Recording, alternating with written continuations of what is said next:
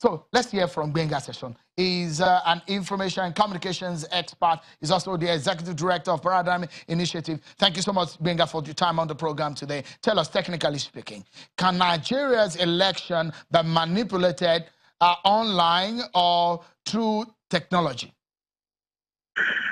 Any form of technology can be compromised. But at the same time, I should say that any form of technology can be protected from compromise.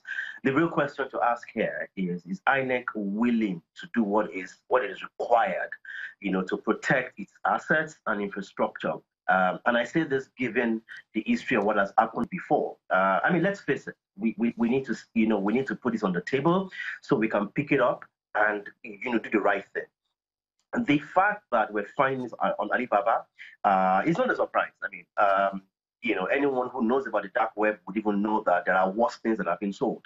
But reality is that it had to come to INEC through people getting angry on social media tells me something. It means that as an institution, it is not monitoring what it needs to do.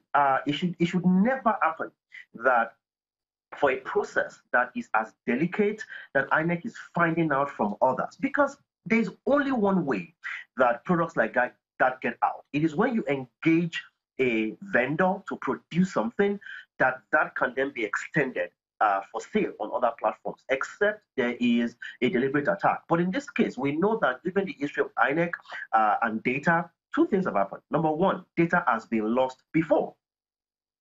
Data was lost.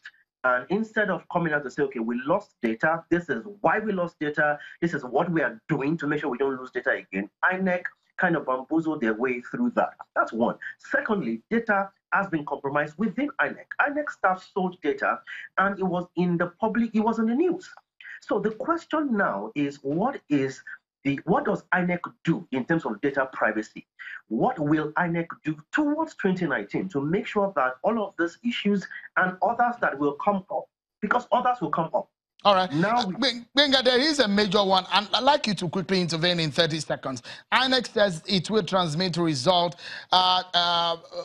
electronically in the 2019 election. Do you have any fears ahead of the 2019 election? Even if INEC doesn't transmit electronically, citizens will do that, and we've seen that all the way back from 2011.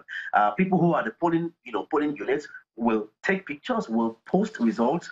People will sum things up. So it's a welcome development that INEC is planning to do that. They're coming late to the party, but it's better to come. Even if you're late, it's better to come anyway. But even if INEC does not post, citizens will post results, and polling, tabulation, and everything is getting a bit easier to do with technology. So they're welcome to the table to post election results, which will be official. They're welcome.